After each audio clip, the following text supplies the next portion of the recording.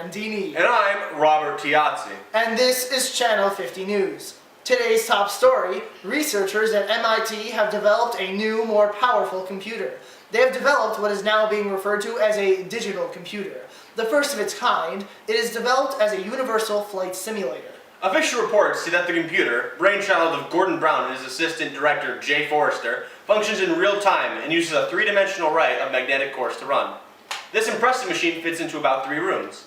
Scientists predict that in the very distant future, the dream of a one-room computer may be attainable. In a somewhat related story, an eccentric scientist was admitted into the mental sanitarium today after proposing an idea for a wireless phone that can fit in your pocket. He is scheduled for a lobotomy next week. On a happier note, scandal has erupted in the world of entertainment. Rising star Elvis Presley caused controversy on The Ed Sullivan Show with his voraciously pivoting pelvis. The Ed Sullivan Show broadcasts the singing sensation from the waist up to censor his gyrating waist. His super sensual performance is said to be indicative of the falling morals of the youth. For more on this, we visit our field reporter, Jonathan Fields, who has sat down with the rock and roller to find out his views. Hello, Mr. Presley. How are you? I'm good, thank you very much. Welcome to Little Falls. Where are you staying while you're here? Well, since my baby left me, I found a new place to dwell. It's down at the end along the street called Heartbreak Hotel. Is it true that you spent a few years studying karate? Yes, that's true. What do you have to say to those who say that you ripped off of black culture? You ain't nothing but a hound dog, crying all the time. What's your favorite food? Peanut butter banana sandwich. Vegetable? Corn. What do you have to say about the Army? Come on everybody and join the army right now. Thanks, John. And now for our levity segment. These stories are stories we believe are absolutely ridiculous. Our first story, scientists say that in a study that smoking is actually bad for your heart and lungs. Now for a slightly more believable story, a British expedition is trying to prove the existence of the abominable snowman. And on that happy note, let's go to commercial.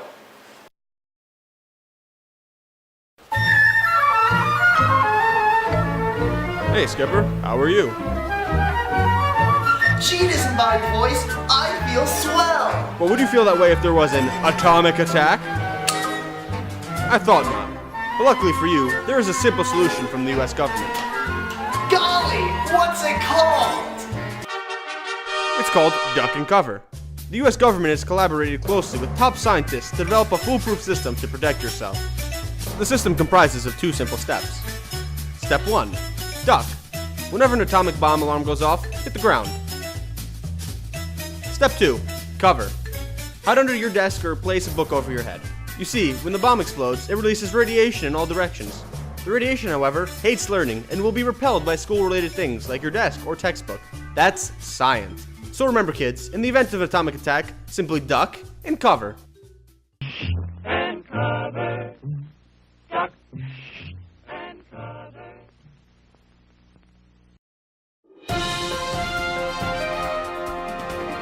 Hello, and welcome back. Polio has been a terrible fear in the United States for parents and children alike. Polio starts with a child not feeling well. It gets worse over the course of a few days, and by the 3rd day, the child can no longer move. No one knows what causes this or how it is spread. Doctors suggest closing windows, plugging drains, staying well bathed and well rested, and avoiding contact with others. Many people may have polio and not even know it. Once a polio case is discovered, the person is quarantined. The patient is put on an iron lung, which helps them breathe and feeds them through a tube. Once they are stronger, they are put into a rocking bed, which allows them to breathe easily. UV rays are also a common treatment. Many polio survivors are paralyzed for the rest of their lives. But today, there is a cure. Developed by Jonas Salk, this vaccine injection has helped cure many and saves many children from losing their future. The National Foundation for Infantile Paralysis, with Director Basil O'Connor, is mainly responsible for providing aid to victims. This private organization raised enough money to pay for treatment in every outbreak. They also fundraise for public awareness and research. Their donations are collected using small payments through their March of Dimes campaign. Thanks, Dan. We're in for another week of winter weather. Here in New Jersey and across the Northeast, we're still under the effect of this brutal blizzard. It's being compared to the Great Storm of 1913. and we've seen an average of 30.2 inches of snow across the area. There's an approximate 1 million homes without power. To find out more information, we're going to go to our field reporter, John Fields. I'm out here in Toronto, New Jersey, and I can barely stand from the howling wind and snow. Everyone in the neighborhood is out of power, and if I stay outside any longer, I will lose all my limbs. Thank you, Mr. Storm. Today we will visit the lavish community of Levittown in our new segment, Lives of the Cookie Cutter Housewives. Where there once were sprawling potato fields, there is now the cultural phenomenon known as Levittown. William Levitt founded this settlement off of the parkways leading from New York City in Long Island. The sprawling drives curve around the identical cookie-cutter houses that are the latest in construction technology.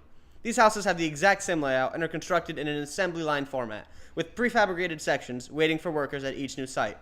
The workers simply move down the line raising homes. This new suburbia promotes an affordable American dream, where everyone can afford a home. The sense of community and affordable pricing have been heavily advertised by the founder, who hopes to raise interest in the small apartment-like homes. The settlement has been criticized for the small size of the houses and the barren quality of the landscape. The houses are only 800 square feet, and there's not a tree or bush anywhere in the town. Others say that the town has no history and lacks the personality and deep family connections that other towns have. For more on this, we visit special guest, kitchen correspondent Mary Beth Ann Becky Lou Anderson. Hello, Mary. Oh, well, hello there, John. How are you, sweetie? I'm doing swell, Mrs. Anderson. How are you doing? Oh, I'm doing fine. I don't mean to brag, but I won at bridge yesterday. Oh, poor Jenny. She lost 15 cents on a pair of latex gloves. Fabulous, Mary. Now we would like to talk to you about Levittown and what it's like for you. Oh my, yes, I love this little town. I've got 800 square feet of pure joy in this little nice box. What is your opinion of the aesthetic appeal of the town? Oh, well, golly gee, I don't have opinions. My husband Jeffrey told me that. He said, Mary, the only thing you don't have to do is in the kitchen. No, go make me a sandwich. And I did. What do you think of the lack of foliage? Oh, but I shouldn't tell you this. I didn't listen to Jeffrey, and I left the kitchen without his permission. Ooh, I went out for a walk. There is not a tree, limb, branch, or twig for 100 miles. Oh, but it's such a nice little town we have here. Such a nice family values kind of place where you can live middle class for not that affordable. What a wonderful story of success. Is there anything else you would like to add? Oh, good golly, Miss Mine. I've got to get my husband's dinner on the table before he gets home from work. Otherwise, he'll spank me. Well, thank you. Once again, now let's get your correspondent, Mary Beth Ann Becky Lou Anderson in Levittown report. That concludes our report for the night. For Channel 50 News, this is Robert Tiazzi. And this is Dan Dini signing off. Look at me recording voiceover. Thanks, Robert Hasley. Thanks. Angela was supposed to do this. Okay, be inquisitive. Where's the news?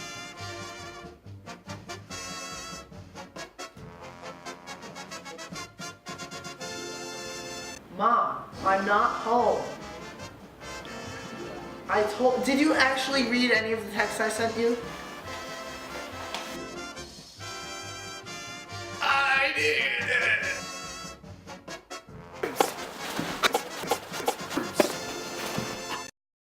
Absolutely ridiculous.